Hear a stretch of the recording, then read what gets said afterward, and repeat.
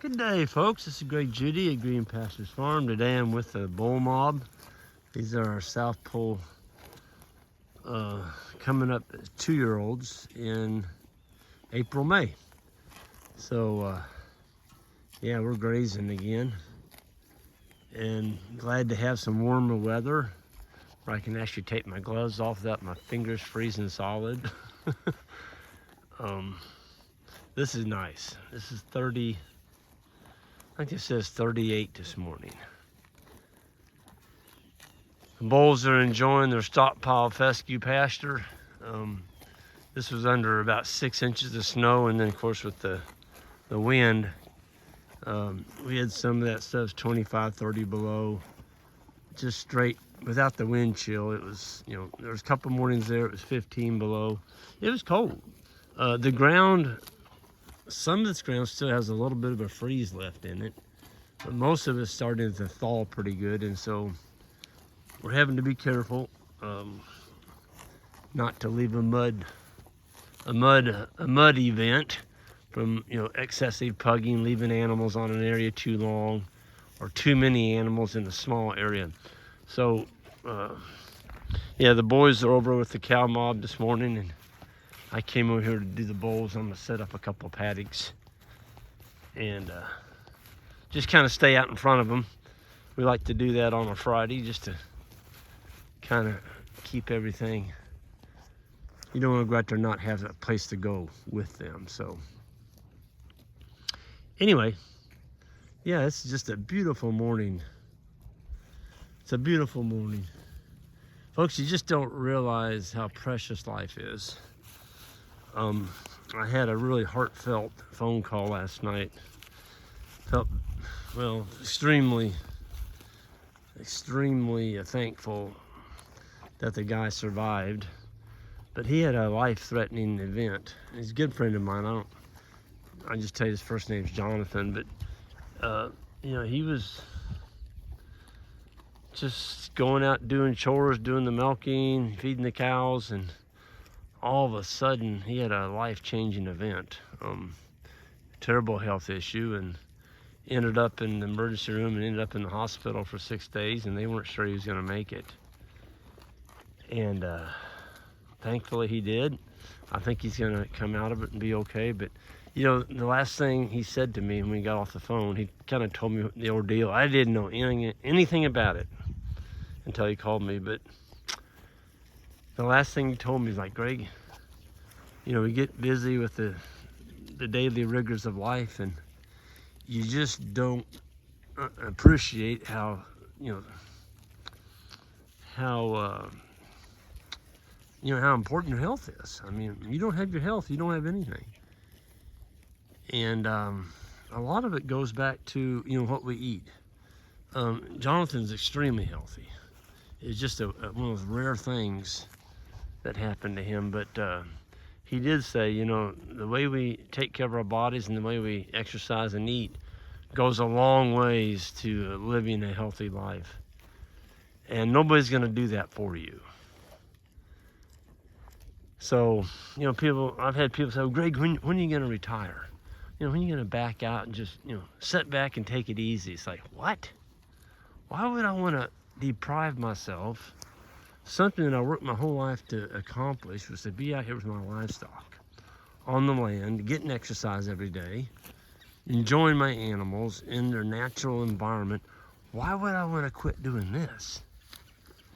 You might as well sign your death warrant. I know people. I worked in town for 29 years, and I knew people that didn't have a hobby, they didn't have any other interest other than work. And folks, I saw a lot of it. When those people retired after their 62 years, or some of them retired at 59 and a half, they were dead. Most of them didn't make it 2 to 5 years. They were dead. They died. Why'd they die? Well, they went home, sat in the recliner and watched the boob tube and ate junk food and didn't get any exercise and had nothing to look forward to get up to every morning. They had nothing to look forward to get up and do every morning. Yeah. So, find something you love and do it. Do it. Don't let anybody talk you out of it.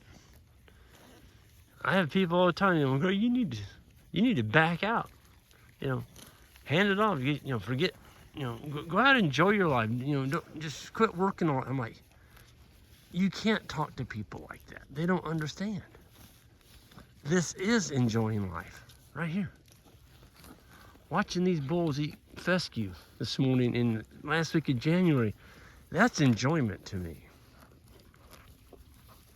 They're happy. They were excited to see me this morning. They all come running. It's like, Greg's here. We're gonna get a fresh bank of grass this morning. Life is good. I'm like, yeah, it is. Life is really good, especially when you're doing something you love. So you're getting up every morning and you're not caring about what you're doing, and it's a drag. Folks, that's hard on your body. It's hard on your body. Emotionally, psychologically, it's not good. It puts stress on you, and stress on your chest and your heart, your internal organs. That's not a good thing. I'll just share this with you. I had a very, very stressful job. I had to watch what I was doing. My last 7 years, I was running a huge generator that could produce 80,000 amps. It only takes a half amp to kill you, okay? I had to watch what I was doing, or I could kill people. And I was sick a lot. I mean, it seemed like I was always getting a runny nose or catching a cold, or some malady would hit me. And when I quit my job, I didn't retire, I quit. I quit at age 50 and started doing this full time.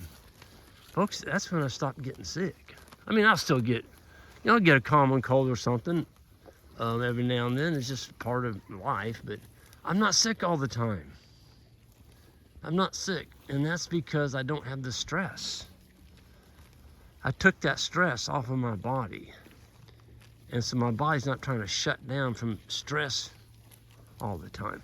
So if you're doing a job and you're not happy in that position, and it's just torturing you to go to work every day, folks, go find something else to do. Maybe it doesn't pay as well, whatever, but your body is going to thank you for that. Take it from somebody that's been there, done that, okay? I had a good job. I mean, I had 29 years in there, and I had, 6 weeks paid vacation and matching 401k and full coverage health insurance and all paid vacation day or paid holidays. There was no way I was going to be able to go out and find a job like that to replace it when I quit. But I believed in myself. I believed in what I was doing and what I was working toward, and this was it. And I have never, ever regretted walking away from that town job. Best thing I ever did. Probably stretched my life expectancy out a little bit, not having that darn stress on me every day. I know life is a lot more enjoyable, getting to do what you love. So I'm gonna climb down. I don't know where I got on that soapbox at, but I'm gonna climb down off of it. And I'm gonna show you all what they're grazing here. It's fescue. And as I was doing that talk, I'm looking, folks, there's still green clover out here. Now, how do you get green clover when it's minus 30 below? Well, first of all, the snow, there was 6 inches of snow on it. So it was a good insulation blanket. And also, it's nestled, it's nestled down in the fescue. I mean, look at it, it's all over in there. That bowl's gonna get him a good candy bar right there. When he goes in and grabs a hold of that fescue, he's gonna get that clover. I mean, it's all over in here. Look at that. I don't know any hay that has green clover growing in it. So that's another thing about stockpile. I mean, look at it. It's just all over. So there wasn't any clover to speak of on this farm until we increased our stocking density. Once we started strip grazing and putting the animals in a smaller area, getting more trampling on the ground, that's when the clover showed up. Before, it was a solid stand of fescue, and a solid stand of fescue is nothing to write home about.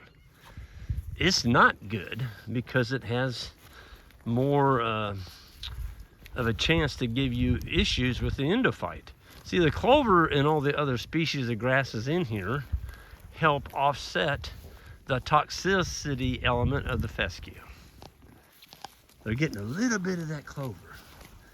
And the clover actually is a huge aid in not having issues with fescue.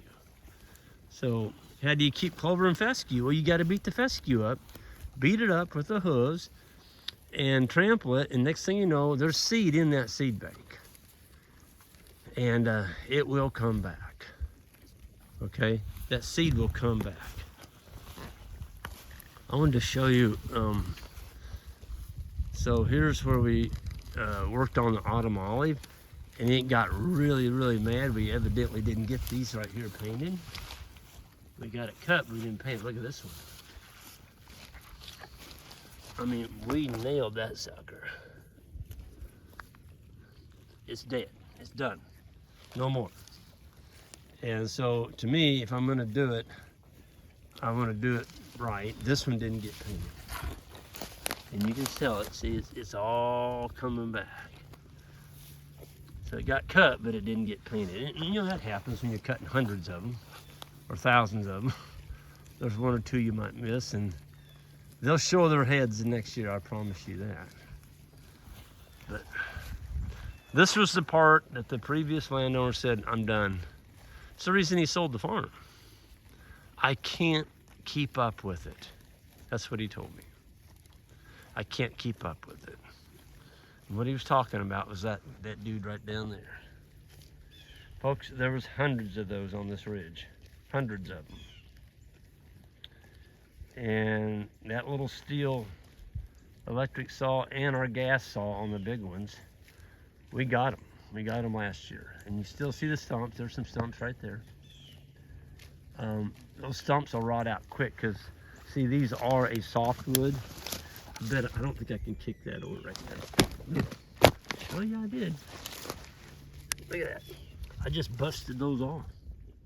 That's 1 year. Well, heck, that one snapped off too. So in 1 year, that booger is now gone. So 1 quart of crossbow to 5 gallons of diesel. Well, that one's still pretty solid. 1 quart of crossbow to 5 gallons of diesel, and you've got to get them right after you cut them. Here's the multiple rose bush. It didn't come back. We got him. Those things are just mean. They'll take a piece of your flesh with you. You get close to them, they're gonna get you. But yeah, it's an awesome feeling to be out here with the bulls, watching them meet the Kentucky 31 fescue this morning, and these bulls are happy. And I feel bad for the cattle across. Look at their head looking at us. Those cows on the other side, that's another farm. They've been in there about 30 days. There's nothing over there but a golf course.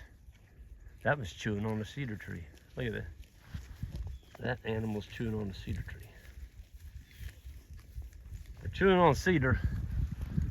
A cow, you don't have any feed. Okay, you better be feeding them hay. Now, I really like the condition on these cattle. I mean, they've got good hair coats on them. I mean, they're just, look at that bull. I mean, he is just a chunk. Does he look like he's starving to death eating fescue? Heck no. Wait till he hits spring grass. He's gonna absolutely explode. Yeah. So I'm gonna get out of here. It's a beautiful morning. I'm gonna watch them eat clover. Watch my bulls eat green clover in January with the green stockpile, and have a good rest of my morning. You all have a good one out there and be safe, and we'll see you next time.